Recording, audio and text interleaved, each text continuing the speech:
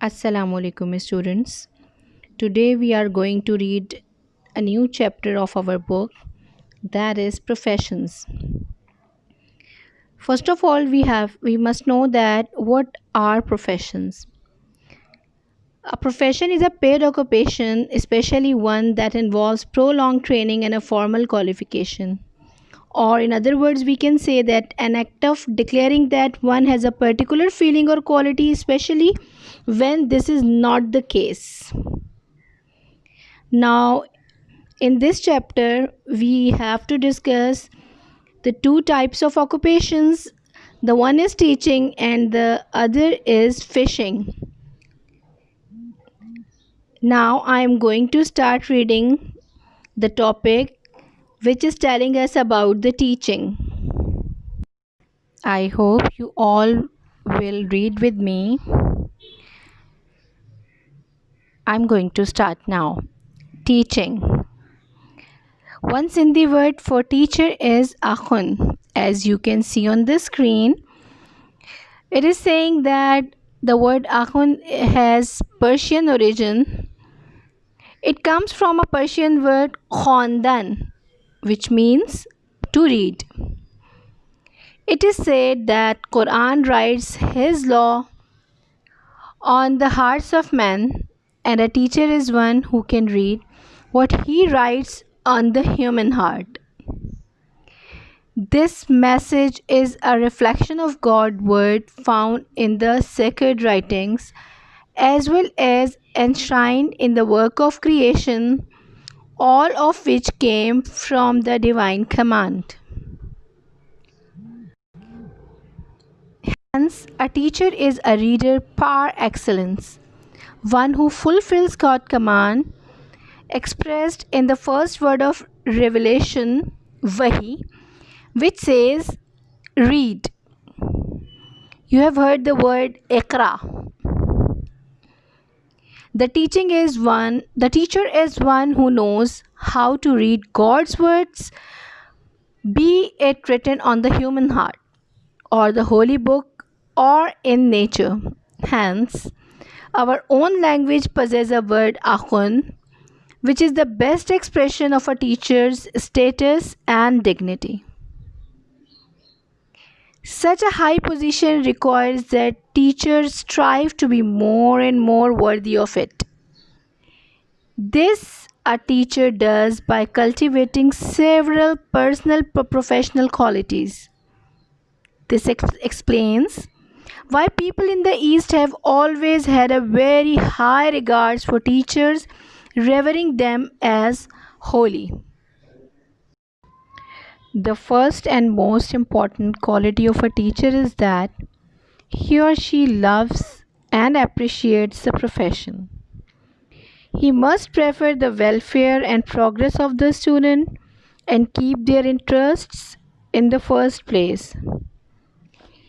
He or she has an awe and respect for the human beings he or she deals with, since God's law is inscribed upon their hearts. The teacher speaks of the wonders of the nature with reverence, since they have come into being by divine decree. They ponder over the sacred writings which tell us the meaning of life and the way to live it fully. No other work could please them better.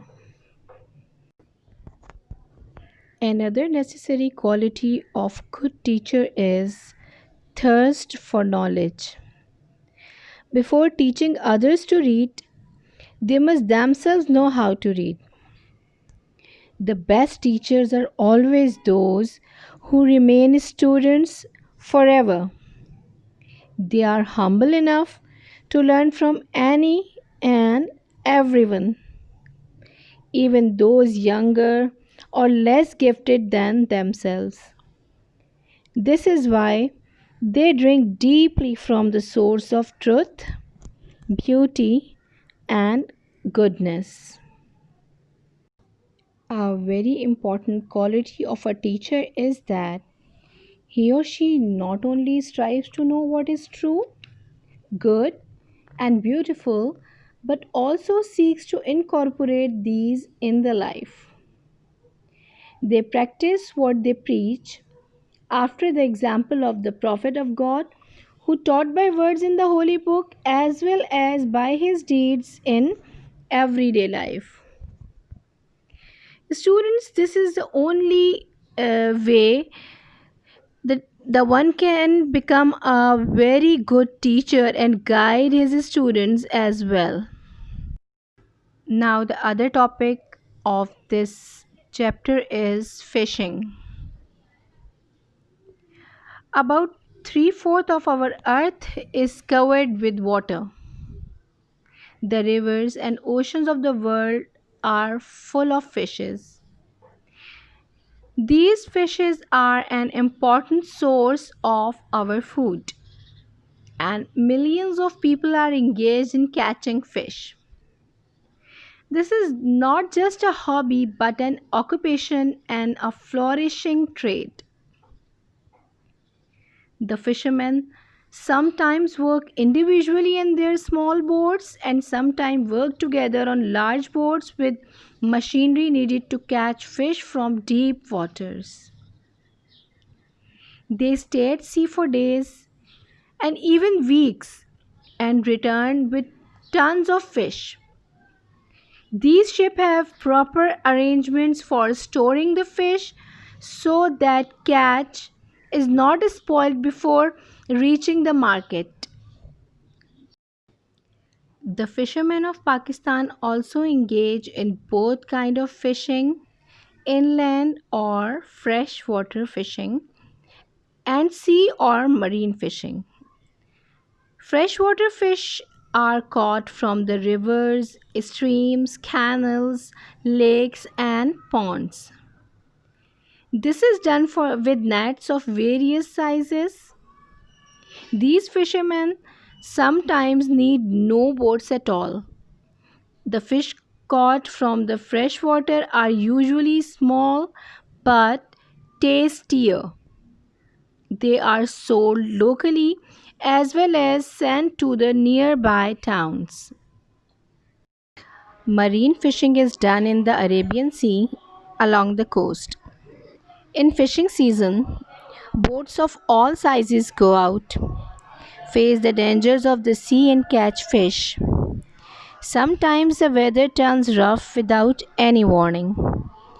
These boats are then at the mercy of storm against which they are quite helpless.